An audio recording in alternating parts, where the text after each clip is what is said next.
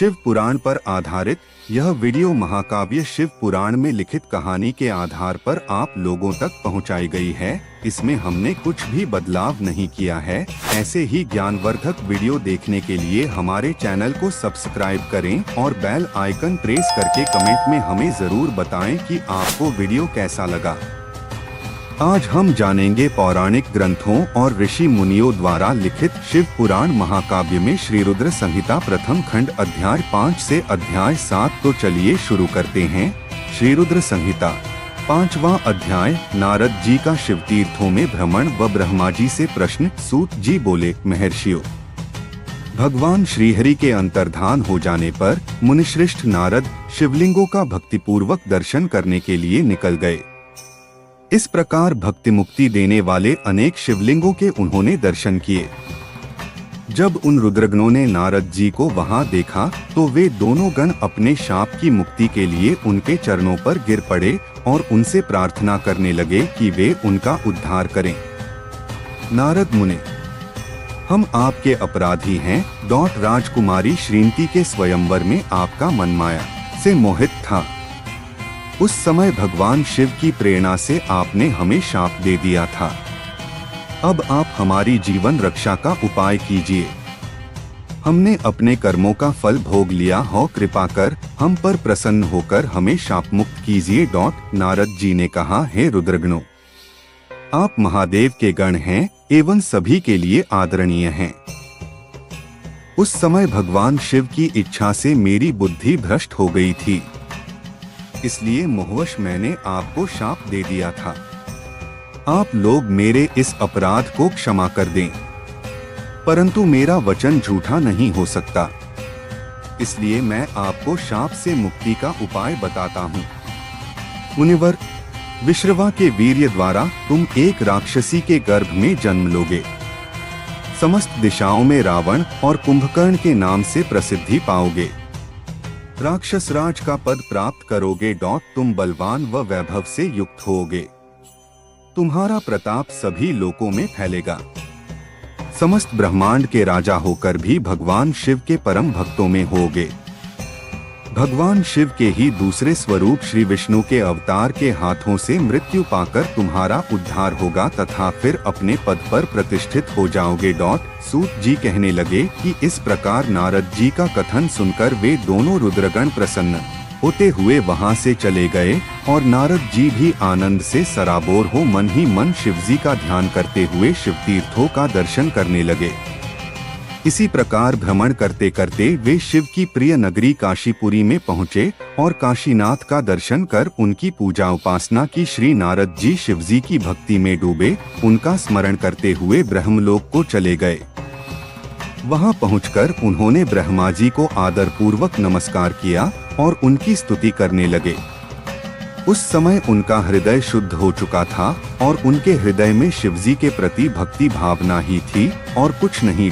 नारद जी बोले, हे पितामह, आप तो परमब्रह्म परमात्मा के स्वरूप को अच्छी प्रकार से जानते हो। आपकी कृपा से मैंने भगवान विष्णु के महात्म्य का ज्ञान प्राप्त किया है एवं भक्ति मार्ग, ज्ञान मार्ग, तपो मार्ग, दान मार्ग तथा तीर्थ मार्ग के बारे में जाना है, परंतु मैं शिव तत्व के ज्ञान को अभी तक नहीं जान पाया हूँ। मैं उनकी पूजा विधि को भी नहीं जानता हूँ। अब मैं उनके बारे में सभी कुछ जानना चाहता हूँ। मैं भगवान शिव के विभिन्न चरित्रर्गों, उनके स्वरूप तथा वे सृष्टि के आरंभ में, मध्य में किस रूप में थे, उनकी लीलाएं कैसी होती हैं और प्रलय काल में भगवान शिव कहाँ निवास करते हैं, उनका विवाह तथा उनके पुत्र कार्तिकेय के जन्म आदि की कथाएं मैं आपके श्रीमुख से सुनना चाहता हूँ। भगवान शिव कैसे प्रसन्न होते हैं और प्रसन्न होने पर क्या क्या प्रदान करते हैं, इस संपूर्ण वृत्तांत को मुझे बताने की कृपा करें। अपने पुत्र नारद की ये बातें सुनकर पितामह ब्रह्मा बहुत प्रसन्न हुए। 6वां अध्याय। ब्रह्मा जी द्वारा शिव तत्व का वर्णन। ब्रह्मा जी ने कहा, हे नारद, तुम सदैव जगत के उपकार में लगे रहते हो। तुमने जगत के लोगों के हित के लिए बहुत उत्तम बात पूछी है, जिसके सुनने से मनुष्य के सब जन्मों के पापों का नाश हो जाता है। उस परम ब्रह्म शिव तत्व का वर्णन मैं तुम्हारे लिए कर रहा हूँ। शिव तत्व का स्वरूप बहुत सुंदर और अद्भुत है। जिस समय महाप्रलय आई थी और पूरा संसार नष्ट हो गया था तथा चारों ओर सिर्फ अंधकार ही अंधकार था, आकाश व ब्रह्मांड तारों व ग्रहों से रहित होकर अंधकार में डूब गए थे। सूर्य और चंद्रमा दिखाई देने बंद हो गए थे। सभी ग्रहों और नक्षत्रों का कहीं पता नहीं चल रहा था। दिन रात अग्निजल कुछ भी नहीं था। प्रधान आकाश और अन्य तेज भी शून्य हो गए थे। शब्द, स्पर्श, गंध, रूप, रस का अभाव हो गया था। सत्य सत्य सब कुछ खत्म हो गया था। तब सिर्फ सत ही बचा था। उस तत्व को मुनिजन एवं योगी अपने हृदय के भीतर ही देखते हैं। वाणी, नाम, रूप, रंग आदि की वहां तक पहुंच नहीं है। उस परब्रह्म के विषय में ज्ञान और अज्ञान से किए गए संबोधन के द्वारा कुछ समय बाद अर्थात सृष्टि का समय आने पर एक से अनेक होने के संकल्प का उदय हुआ।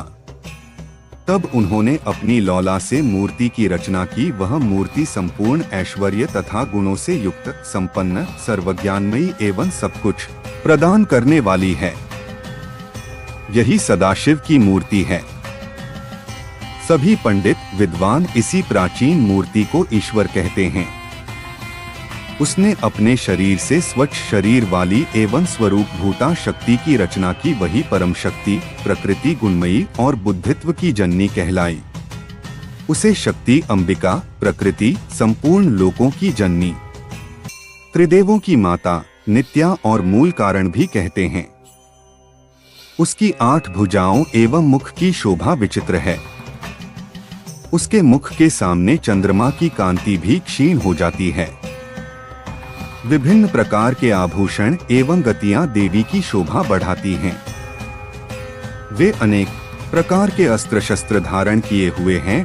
सदाशिव को ही सब मनुष्य परम पुरुष, ईश्वर, शिव शंभु और महेश्वर कहकर पुकारते हैं। उनके मस्तक पर गंगा, भाल में चंद्रमा और मुख में 3 नेत्र शोभा पाते हैं। उनके 5 मुख हैं तथा 10 भुजाओं के स्वामी एवं त्रिशूलधारी हैं। वे अपने शरीर में भस्म लगाए हैं। उन्होंने शिवलोक नामक क्षेत्र का निर्माण किया है। यह परम पावन स्थान काशी नाम से जाना जाता है। यह परम मोक्षदायक स्थान है।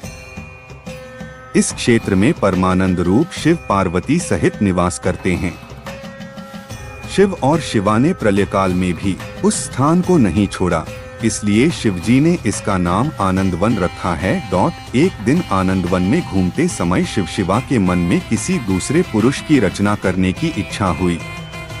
तब उन्होंने सोचा कि इसका भार किसी दूसरे व्यक्ति को सौंपकर हम यहीं काशी में विराजमान रहेंगे। ऐसा सोचकर उन्होंने अपने वाम भाग के 10वें अंग पर अमृत मल दिया, जिससे एक सुंदर पुरुष वहां प्रकट हुआ, जो शांत और सत्व गुणों से युक्त एवं गंभीरता का अथाह सागर था। उसकी कांति इंद्रनील मणि के समान श्याम थी। उसका पूरा शरीर दिव्य शोभा से चमक रहा था तथा नेत्र कमल के समान थे। उसने हाथ जोड़कर भगवान शिव और शिवा को प्रणाम किया तथा प्रार्थना की कि मेरा नाम निश्चित कीजिए। यह सुनकर भगवान शिव हंसकर बोले कि सर्वत्र व्यापक होने से तुम्हारा नाम विष्णु होगा। तुम भक्तों को सुख देने वाले होगे। तुम यहीं स्थिर रहकर तप करो, वही सभी कार्यों का साधन है। ऐसा कहकर शिवजी ने उन्हें ज्ञान प्रदान किया तथा वहां से अंतर्धान हो गए। तब विष्णुजी ने 12 वर्ष तक वहां दिव्य तप किया। तपस्या के कारण उनके शरीर से अनेक जलधाराएं निकलने लगीं। उस जल से सारा सूना आकाश व्याप्त हो गया। वह ब्रह्मरूप जल अपने स्पर्श मात्र से पापों का नाश करने वाला था। उस जल में भगवान विष्णु ने स्वयं शयन किया। नार अर्थात जल में निवास करने के कारण ही वे नारायण कहलाए। तभी से उन महात्मा से सब तत्वों की उत्पत्ति हुई। पहले प्रकृति से महान और उससे 3 गुण उत्पन्न हुए तथा उनसे अहंकार उत्पन्न हुआ। उससे शब्द, स्पर्श, रूप, रस और गंध एवं 5 भूत प्रकट हुए। उनसे ज्ञानेंद्रियां एवं कर्मेंद्रियां बनी। उस समय एकाकार 24 तत्व प्रकृति से प्रकट हुए एवं उनको ग्रहण करके परम पुरुष नारायण भगवान शिवजी की इच्छा से जल में सो गए। 7वां अध्याय विवादग्रस्त ब्रह्मा विष्णु के मध्य अग्निस्तंभ का प्रकट होना। ब्रह्मा जी कहते हैं, हे देवर्षि, जब नारायण जल में शयन करने लगे तब शिवजी की इच्छा से विष्णु जी की नाभि से एक बहुत बड़ा कमल प्रकट हुआ। उसमें असंख्य नालदंड थे। वह पीले रंग का था और उसकी ऊंचाई भी कई योजन थी। कमल सुंदर, अद्भुत और संपूर्ण तत्वों से युक्त था। वह रमणीय और पुण्य दर्शनों के योग्य था। तत्पश्चात भगवान शिव ने मुझे अपने दाहिने अंग से उत्पन्न किया। उन महेश्वर ने अपनी माया से मोहित कर नारायण देव के नाभि कमल में मुझे डाल दिया और लीला पूर्वक मुझे प्रकट किया। इस प्रकार उस कमल से पुत्र के रूप में मुझे जन्म मिला। मेरे 4 मुख लाल मस्तक पर त्रिपुंड धारण किए हुए थे। भगवान शिव की माया से मोहित होने के कारण मेरी ज्ञान शक्ति बहुत दुर्लभ हो गई थी और मुझे कमल के अतिरिक्त और कुछ भी दिखाई नहीं दे रहा था। मैं कौन हूँ? कहाँ से आया हूँ? मेरा कार्य क्या है? मैं किसका पुत्र हूँ? किसने मेरा निर्माण किया है? कुछ इसी प्रकार के प्रश्नों ने मुझे परेशानी में डाल दिया था। कुछ क्षण बाद मुझे बुद्धि प्राप्त हुई और मुझे लगा कि इसका पता लगाना बहुत सरल है। इस कमल का उद्गम स्थान इस जल में नीचे की ओर है और इसके नीचे मैं उस पुरुष को पा सकूंगा जिसने मुझे प्रकट किया है। यह सोचकर एक नाल को पकड़कर मैं 100 वर्षों तक नीचे की ओर उतरता रहा, परंतु फिर भी मैंने कमल की जड़ को नहीं पाया। इसलिए मैं पुनः ऊपर की ओर बढ़ने लगा। बहुत ऊपर जाने पर भी कमल कोश को नहीं पा सका। तब मैं और अधिक परेशान हो गया। उसी समय भगवान शिव की इच्छा से मंगलमयी आकाशवाणी प्रकट हुई। उस वाणी ने कहा, तपस्या करो। उस आकाशवाणी को सुनकर अपने पिता का दर्शन करने हेतु मैंने तपस्या करना आरंभ कर दिया और 12 वर्ष तक घोर तपस्या की। तब 4 भुजाधारी सुंदर नेत्रों से शोभित भगवान विष्णु प्रकट हुए। उन्होंने हाथों में शंख, चक्र, गदा और पद्म धारण कर रखे थे। उनका शरीर श्याम कांति से सुशोभित था। उनके मस्तक पर मुकुट विराजमान था तथा उन्होंने पीतांबर वस्त्र और बहुत से आभूषण धारण किए हुए थे। वे करोड़ों कामदेवों के समान मनोहर दिखाई दे रहे थे और सांवली व सुनहरी आभा से शोभित थे। उन्हें वहां देखकर मुझे बहुत हर्ष व आश्चर्य हुआ। भगवान शिव की लीला से हम दोनों में विवाद छिड़ गया कि हम में बड़ा कौन है। उसी समय हम दोनों के बीच में एक ज्योतिर्मय लिंग प्रकट हो गया। हमने उसका पता लगाने का निश्चय किया।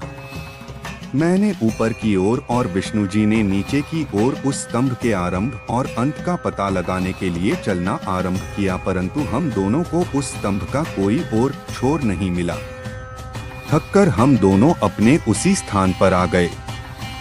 हम दोनों ही शिवजी की माया से मोहित थे। श्रीहरि ने सभी ओर से परमेश्वर शिव को प्रणाम किया। ध्यान करने पर भी हमें कुछ ज्ञात न हो सका। तब मैंने और श्रीहरि ने अपने मन को शुद्ध करते हुए अग्नि स्तंभ को किया। हम दोनों कहने लगे, महाप्रभु, हम आपके स्वरूप को नहीं जानते। आप जो भी हैं, हम आपको नमस्कार करते हैं। आप शीघ्र ही हमें अपने असली रूप में दर्शन दें। इस प्रकार हम दोनों अपने अहंकार को भूलकर भगवान शिव को नमस्कार करने लगे।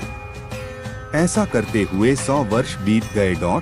हमारे साथ जुड़ने के लिए धन्यवाद और आपको वीडियो अच्छा लगा हो तो सब्सक्राइब करें और बेल आइकन प्रेस करें। कमेंट में जय महाकाल जरूर लिखें। डिस्क्लेमर, इस लेख में दी गई जानकारी सामग्री गणना की प्रामाणिकता या विश्वसनीयता की गारंटी नहीं है। सूचना के विभिन्न माध्यमों, ज्योतिषियों, पंचांग प्रवचनों, धार्मिक मान्यताओं, धर्म ग्रंथों से संकलित करके यह सूचना आप तक प्रेषित की गई है।